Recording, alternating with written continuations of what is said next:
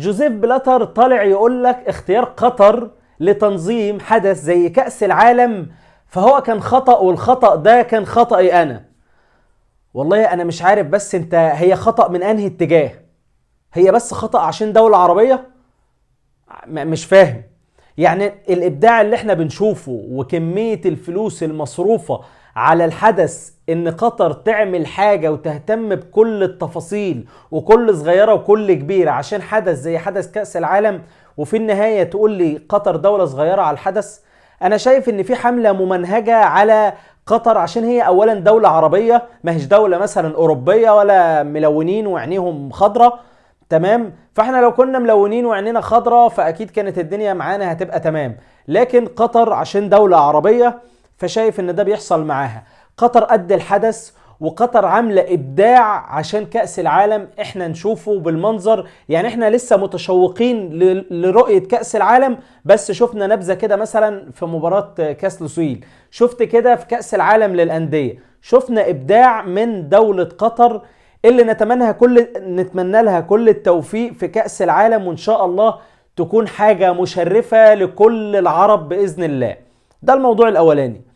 الموضوع التاني، احنا بقى مش هنخلص بقى يا عم مرتضى ولا ايه؟ مش هنخلص من مرتضى منصور، ومش هنخلص ان هو بيطلع دايما على قناة نادي الزمالك وجايب معاه 5-6 انفار حواليه كده قاعدين ما لهمش اي لازمة، اللي هو ايه؟ حصل اجل يا سيدي. ايوه هم دول بقى اللي بيقولوا اجل يا سيدي، ما بيعملوش حاجة، ما لهمش اي دور، هم قاعدين بس، ومرتضى منصور واخد الهوا لحسابه. حقيقي والله واخد الهوا لحسابه. يعني شوف بيكلفوا نادي الزمالك قد ايه، ونادي الزمالك اساسا في ازمه، ويطلع بقى يجيب لك الناس اللي هي العمال اللي كان طالع من يومين ولا حاجه يقول لك العمال دي لو نزلت الشارع هتعمل وتسوي. انت بتهدد مين؟ انت بتقول الكلام ده لمين؟ بتوجه الخطابات بتاعتك دي لمين؟ لا زملكاويه قابلين الكلام ده، ولا اهلاويه قابلين الكلام ده، ولا الشارع الرياضي قابل الكلام ده، ولا حتى الشارع السياسي قابل الكلام ده. انت لما تجيب شويه العمال اللي اساسا ده يعني اللي انت بتديه لهم ده حقهم، يعني ده مش منا وعطف من سعادة معاليك على الناس الغلابة دي. الناس دي موظفين وعمال في نادي الزمالك، المفروض لهم رواتب، وحضرتك المفروض تديهم رواتبهم، ده الطبيعي، ده النورمال. لكن اللي مش طبيعي ان انت تجيب الناس دي، وقمة الذل ان انت تصور الناس دي ليه يا عم؟ تصور الناس دي ليه وتظهرها وتشتم بقى في محمد سراج الدين، ومحمد سراج الدين يطلع يعمل بلاغ. عضو مجلس إدارة يعني قد عيالك طلع وعمل فيك بلاغ واثنين وثلاثة، لأن فعلا خلاص طفح الكيل. الناس كلها زهقانة من اللي مرتضى منصور بيعمله، زهقانة من كمية الشتايم والبذاءات اللي تسبب في ضرر كبير لنادي الزمالك. والله من الزملكاوية ذات نفسهم مش حابين الطريقة ولا المنهج بتاع مرتضى منصور اللي ماشي بيه. يعني أنا عايز أعرف، هو مرتضى منصور بيتساب كده من غير ما حد يحاسبه؟ يعني هو فوق القانون؟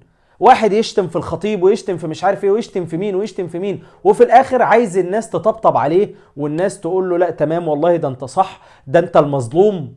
الحاجة التانية بقى وهو الونش، ربنا يتم شفاعه على خير. الونش الحمد لله عمل عملية جراحية ناجحة جدا الحمد لله، يعني في انجلترا. الونش من المدافعين اللي فعلا رجالة، اللي لازم تعتمد عليهم سواء منتخب مصر او سواء نادي الزمالك.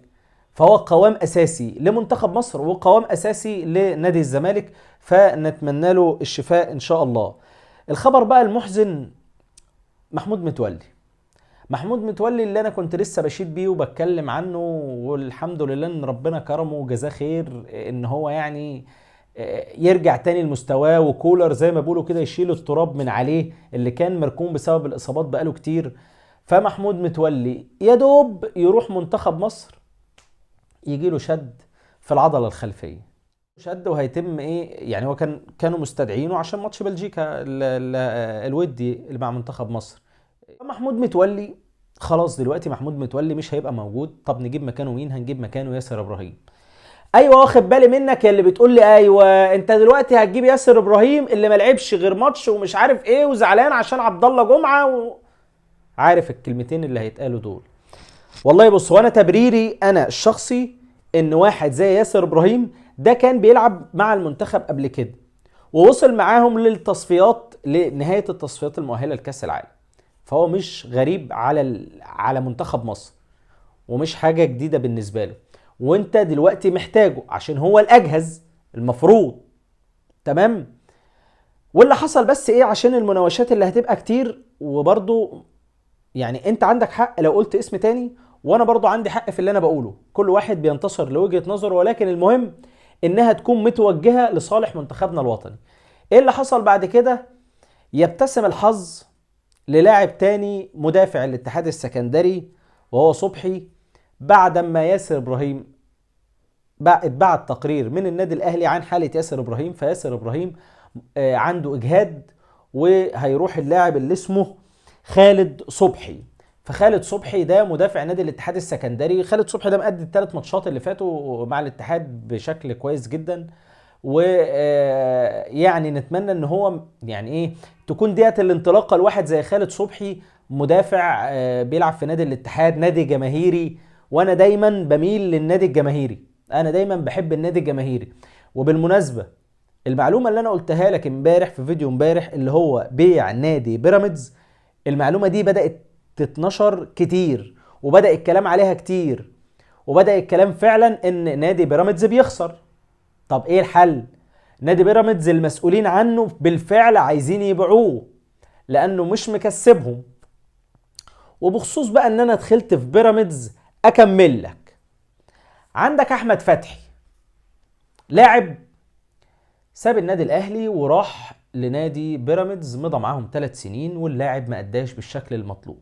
خلي بالك مش هو لوحده، يعني لو جيت تبص كده على رمضان صبحي هتلاقي رمضان صبحي نص مستواه، عبد الله السعيد هو الوحيد التوب، شريف اكرامي وبعدين غطس كبير. يعني مفيش حاجه تقدر تقول ان في لاعب مؤثر مشى من النادي الاهلي راح بيراميدز الا عبد الله السعيد. بس انا عايز افكر احمد فتحي بكلمه كده. كان مذيع بيسال الخطيب بيقول له طب انت شايف ان اللعيبه اللي مشت من النادي الاهلي دي انت زعلان ان هم مشوا؟ قال له انا زعلان عليهم، مش زعلان منهم، انا زعلان عليهم. اعتقد ان دي رساله واضحه وصريحه ومخلصه من زمان قوي. لا احمد فتحي هيجي زي الحضري، واحمد فتحي جوكر، واحمد فتحي لعيب كبير. بص احنا مش بنقلل من قيمه اللي انت عملته، لكن خروجك من النادي الاهلي وقت ما النادي الاهلي قال لك رقم وانت ما ترضاش بالرقم ده وتمشي عشان اغراض ماديه، فما ترجعليش تاني تقول لي انا عايز انهي حياتي عندك. خلاص يا باشا انت اللي اخترت تمشي، انا ما مشيتكش، انت اللي اخترت تمشي. طب ما تشوف بالنسبه لنا وليد سليمان، طب ما تشوف حسام عاشور واللي حصل له. حسام عاشور فين دلوقتي؟ اي حد بيبعد عن اهلي زمالك بيختفي، خلاص بتتنسى، حرفيا بتتنسى، ما بيبقاش ليك يعني ما فيش ليك رصيد تاني في اي مكان. هتعمل ايه؟ هتعمل ايه؟ ما هو انت يا اهلي يا زمالك، وانت ولا هنا ولا هنا، يبقى انت خلاص ضربت غطس يا معلم. فبالنسبه ان موضوع احمد فتحي يرجع يختتم حياته تاني في نادي الاهلي مستحيل. انا فاكر زمان في موضوع عصام الحضري سالوا الخطيب موضوع عصام الحضري والكلام عليه وان الحضري ممكن يرجع، ممكن يبقى فيه كلام. الموضوع الحضري لن يفتح ولم يفتح، كلمه ونص. الكلام بالنسبه للنادي الاهلي مش محتاج بقى ايه، مش مستني ان حد يطلع يزايد ويقول لا احمد فتحي ما ننساش اللي عمله. لا ما بننساش احمد فتحي، لعيب مهم جدا، زي برضه ما رمضان صبحي كان لعيب مهم جدا، زي ما عبد الله السعيد كان لعيب مهم جدا. وبس يا صديقي، هي دي كل الاخبار اللي كانت معايا النهارده. وما تنساش تعمل لي لايك على الفيديو ده وتشترك في القناه لو انت لسه ما اشتركتش في القناه. ولو عايز نسمع بقى قصص وحكاوي عن كاس العالم واحنا داخلين عن كاس العالم ونسخن مع بعض، فيلا بينا على البلاي ليست اللي فيها كل حاجات عن قصص كاس العالم. اشوفك على خير، وما تنساش تصلي على النبي. سلام.